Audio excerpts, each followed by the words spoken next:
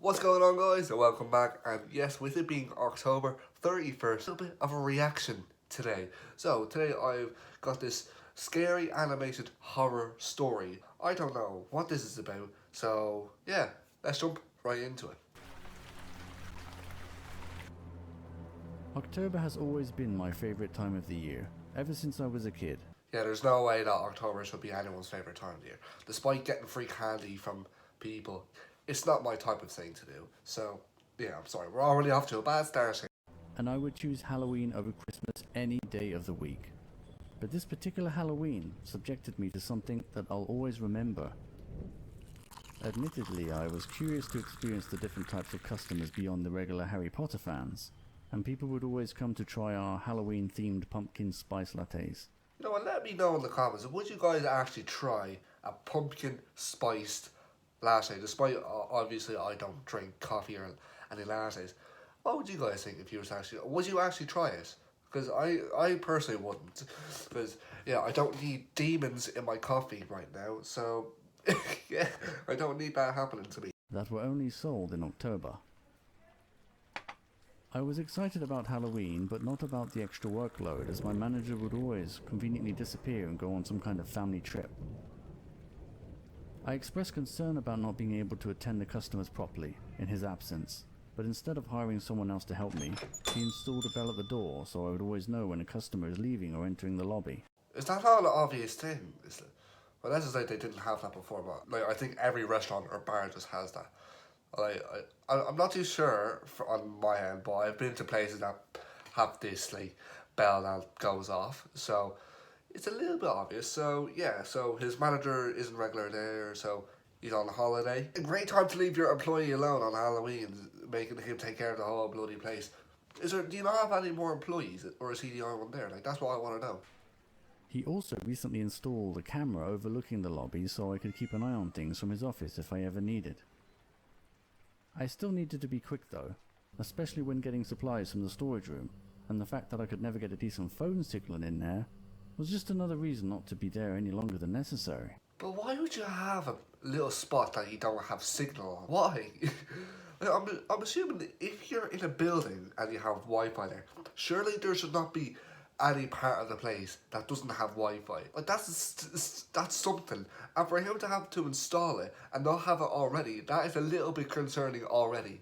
Would you not? Would that not be concerning? Like, it was already way past midnight, and it hadn't stopped raining since the afternoon. But why are you working after midnight? Surely enough, you just close down for the night. So that's 20 past 12. So, when do cafe shops normally stop? Like 7 o'clock? I don't know. I don't know. Even the rain didn't stop trick-or-treaters from showing up and asking for candy. And after seeing the last few customers leave, I turned off the lights and quickly headed to the office to fetch the keys so I could lock the door and start cleaning up the lobby. However, when I got to the office just down the hall, something on the monitor from the security camera caught my attention.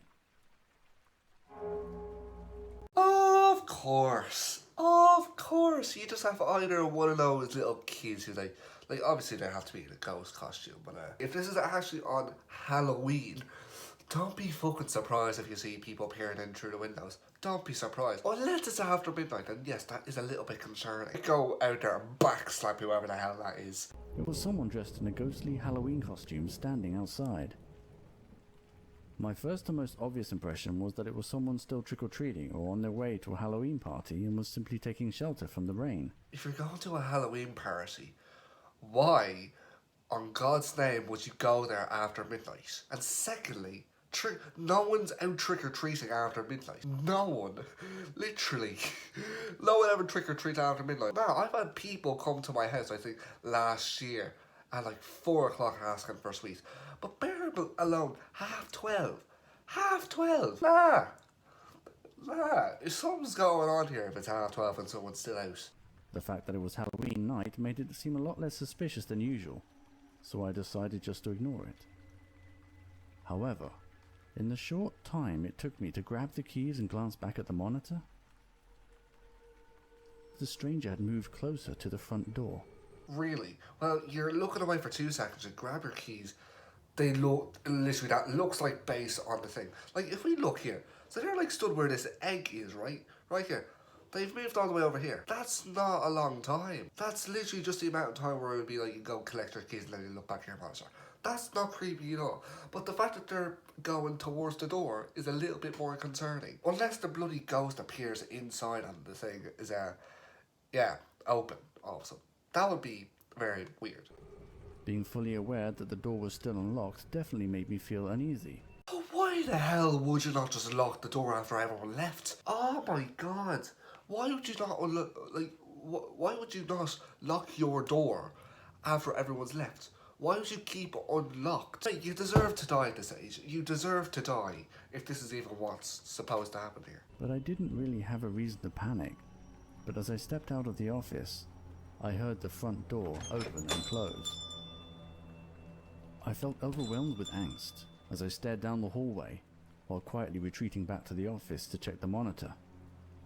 Sure enough, the stranger was now inside the lobby. But why would you leave your door open? Why do you leave the door open? You're just asking to get murdered. Unless this person is just one of those, is that they're just very stupid. Why is this guy scared? He should at least have something with him. He should have a bloody wrench with him. Although I do not know why you would have a wrench in your office. But something to at least help you. At least he had the bell to realise that your guy walked in. But again, why the hell would you not lock your door? Lock your fucking door after no one's in the house. In the house, the cafe. The overly optimistic side of me still wanted to believe that it was all just a Halloween prank. But my gut told me that I might actually be in some kind of danger. I left the office and entered the storage room because I knew that it was a much better hiding place. But not knowing where the intruder was left me feeling extremely vulnerable. But what makes you think that this guy's intruding? The door is open.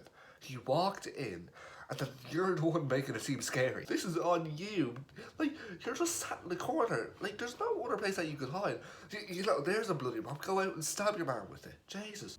So the only thing I could really do was wait as I acknowledged the faint sound of footsteps creeping down the hallway, getting louder with each step. I held my breath in anticipation as the footsteps came to a halt just outside the door.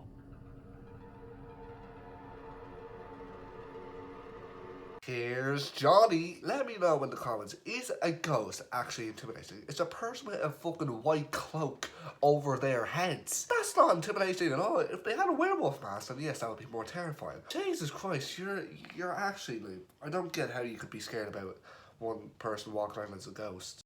Then it got really quiet. At least until I heard the sound of the door handle slowly turn. The tension I was feeling at that moment is hard to describe. But eventually I heard the door handle turn again, followed by the same footsteps heading away from me back towards the lobby. I'm not sure if the intruder saw me or not. But needless to say, I was relieved to hear the front door open and close. So, they come in, they don't see where the guy is, and then they're like, I know what, I'm fucking out of here. Is that it? Is that seriously it? And with the keys to the front door still in my pocket, I didn't waste a second heading back to the lobby to lock the door.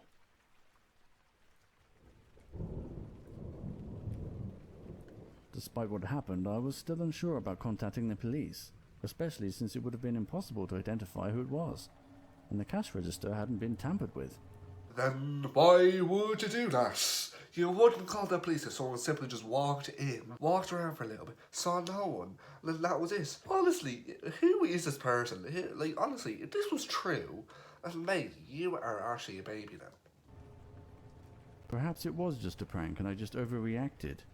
At least that's what I thought until I replayed the footage from the camera and realized something that sent a cold chill down my spine. Classic line that everyone uses, a classic chill down my spine. What could the person have been doing, honestly? This is literally a 6-minute video and I've made it 10 minutes? While hiding in the storage room, when I heard the doorbells, I assumed that the intruder had exited the lobby. He's still in there. Oh shit, he is still in there. Okay, now it's time to panic. It is time to panic now. But instead, what really happened is that the door had simply been opened and closed again, just to trick me into thinking I was safe, and not locked inside with a complete stranger.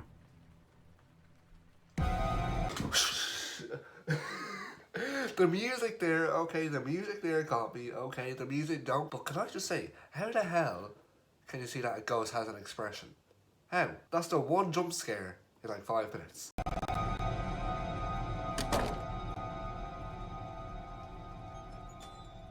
I'm still not quite sure what caused the door to the office to suddenly slam shut like that, but it was enough to scare off whoever it was, and I still consider myself very lucky that I had decided to leave the keys in the front door, allowing the intruder to escape. Because that's normal sighting. That's such a normal sighting. You just have three very... This, how tall? He looks like 6 foot. What the fuck? Like, how, like we could say that this guy's like 5'7". That's normal. That guy looks fucking 6-7 foot. Honestly, he looks 6 or 7 foot. And I also have just realised that these candles have faces. It's been a year since then, and we still don't know who it was. But I haven't let the experience discourage me from enjoying Halloween, despite the fact that sharing this story has once again made that night seem just like yesterday.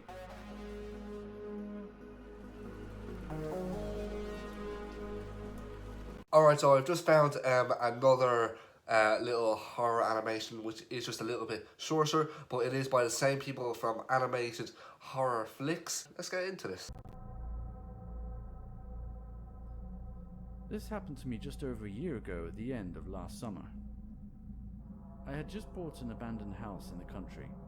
Things hadn't really worked out that well for me in the city, and if I'm being perfectly honest, I was too embarrassed to move back in with my parents. There was nothing particularly special about the house except for the fact that it was located in a very quiet and secluded area. Is a farm one of the worst places to have for Halloween? A farm is not a very pleasant spot to be at Halloween, because think about all like the bad shit that can go on. You're not sleeping. Apparently, a young married couple used to occupy the house and for whatever reason had decided to vacate the property. It was definitely a fixer-upper, and there was no cell phone service, no internet or TV, but I really couldn't expect anything more for such a low price. Why would you have a spot where there's literally no internet? Why even have a house with no internet? No TV, no phone, no internet. It's hard for me to think, because I can barely even go 2 hours without my phone on me. Actually, wait, never mind, I can. Like, why go to a spot that literally don't have service, doesn't have any technology? That's sketchy. And I was kind of excited about finally living a life off the grid, at least for a while. The second night at the house is when everything started. I was still having trouble sleeping. You know that feeling you get when you are trying to relax in a strange and unfamiliar place. I guess I was still getting used to it, but that's not the only thing that was keeping me up that night. Someone's outside! Someone's definitely outside. I don't think I've ever had that where I haven't been able to sleep in someone else's house, purely because I've been familiar with most people's houses. Although I did literally fall asleep in a house that I've barely been in for a few hours. Don't take that into any context. I tried desperately to rationalize what it could be so I wouldn't have to get out of bed, but eventually my curiosity got the better of me and I found myself peering outside the bedroom window, overlooking the backyard. Unsurprisingly, why would you have just one dress? You just have one dress and you have a black cat is a sign of bad luck, so this is not going to end well. There wasn't all that much to see except for the dress that had been hanging on the line since I arrived and a black cat that looked like it had just been rummaging through the trash. It was too late to do anything about it now, but as I was about to return to bed, I noticed something that I hadn't noticed the night before.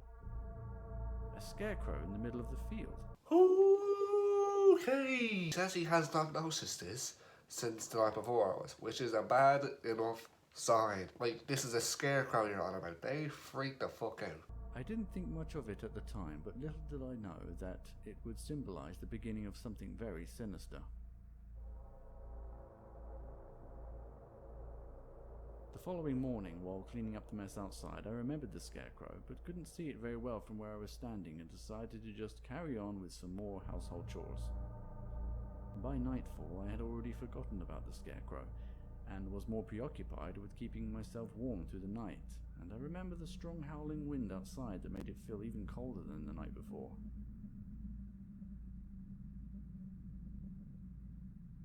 Eventually, I did start to doze off, which is when I began to hear the same noise coming from outside. I just assumed that it was the cat again, but when I approached the window, the backyard was completely empty, and I realized the sound was coming from... Oh, where is the dress? Where is the dress? Where is the dress? If there's a dress missing, get out of there. Get out of there. Plus, if he said he did not see the Scarecrow, and I say Scarecrow, fucking leave! I'm out of there. I'm not one of those who's like trying to investigate like a mysterious death. just beyond the fence, which immediately drew my attention to the Scarecrow and something that completely caught me off guard. Oh, lovely. How is things with you two? Is this Scarecrow is now wearing that white dress? It is wearing the white dress. These guys are going to make a pumpkin baby, I'd say. I knew for certain there was only one Scarecrow in the field the night before. The uncanny revelation that I wasn't alone out there in the country gave me the creeps, and I began to wonder why anyone would place two Scarecrows so close together, and why that dress looked so familiar. Well, maybe it's because you saw it from yesterday. How do you not realise that you saw one Scarecrow the night before, and then the next day you see another one wearing a dress that was literally lined up on the line? That's a bad enough sign. I couldn't shake this feeling that someone was watching me, from outside. Perhaps it was just someone from a neighbouring farmhouse, just trying to help out, or some kind of prank meant to scare me. For the sake of a false sense of comfort, I refused to believe that it was anything more than that, and just headed back to bed to salvage a decent night's sleep. But it wasn't long before I began to hear more strange noises coming from outside. What I witnessed next is something that still haunts me, even today. Both Scarecrows now with their heads missing, and the appearance of yet another Scarecrow. Pack the bags and get out. Pack the bag. Unless it's the black cat just eating away at them. Pack your bags, get in your car, and run. Get away. We don't need any of this scary Scarecrow shit, because that's one of the worst places to be on a Halloween. Trust me. Although I've never been to a farm in a while, so. I felt truly disturbed at this point, and with no way of contacting the police, I decided it would be best just to get in my car and drive to the nearest payphone. But as I was getting ready, I started to hear the excruciating sound of grinding metal, which is when I realized something even more terrifying. Not only had the Scarecrow moved closer to the house, it was now looking directly at me.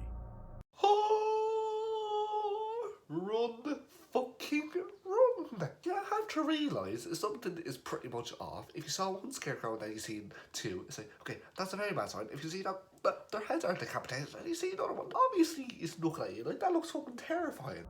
I immediately left the house after that and drove off as fast as I could and didn't stop for at least 5 miles. I haven't been back there since, and I still find myself wondering what might have happened to me had I stayed one more night at that abandoned house. You would have gotten turned into a Scarecrow, that's what I'll say. You would have gotten touched, that's what I'll say.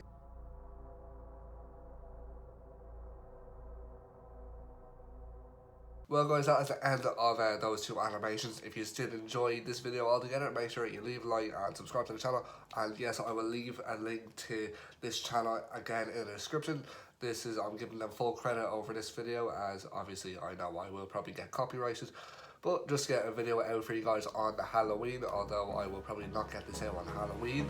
So yeah, I will see you guys in the next one. Time is barely on our side. I don't wanna waste what's left. The storms we chase.